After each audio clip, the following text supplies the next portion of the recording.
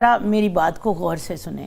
میں آپ کو آپ کے میل کے ٹیسٹ کی ریفرنس سے نا آپ کے ہسبینڈ کے ٹیسٹ کی ریفرنس سے ایک پبلک میسج لوگوں کو بھی دینا چاہ رہی ہوں.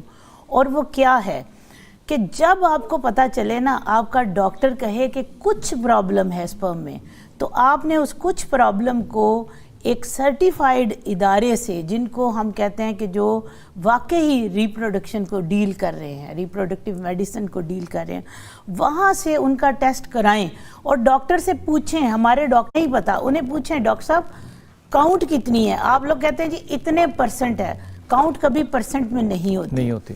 کاؤنٹ آپ کی کم از کم 15 ملین ہونی چاہیے. یہ WHO کے نئے کرائیٹیریا ہیں. اور اس میں موبیلٹی کا بھی ایشو ہوتا ہے. جی میں بتا رہی ہوں. موٹیلٹی پوچھیں. اگلا سوال ڈاکٹر سے، ڈاکٹر صاحب کتنے پرسنٹ موٹیلٹی ہے؟ ڈاکٹر آپ کو کہہ دیتا ہے جی 40% موٹیلٹی ہے. یہ جواب نہیں ہے. اگر آپ کی موٹیلٹی، ڈاکٹر اس کو بھی کاؤنٹ کرتے ہیں کہ ایک سپرم اگر اپنی ہی جگہ پہ تھر تھرا رہا ہے تو وہ بھی اس کو موٹیلٹی، لیب والے اس کو موٹیلٹی کہتے ہیں. اس موٹیلٹی سے چاہے آپ کی 80% ہے، آپ کا بچہ نہیں ہونے والا. مت کریں اپنی وائف کی ایج جو ہے وہ ضائع. پتہ چلتا ہے میرے پاس اتنے میل آ رہے ہیں وائف کی 40+ ایج ہو چکی ہے، 45 سے اچھا ہی ایج کیا ہے ایک خاتون کی؟ اگلی چیز جو ہے مارفالوجی ڈاکٹر سے پوچھیں کہ ہمارے سپرم نارمل ہیں. کوئی بھی عام لیبارٹری جو ہے وہ مارفالوجی کو نہیں دیکھتی.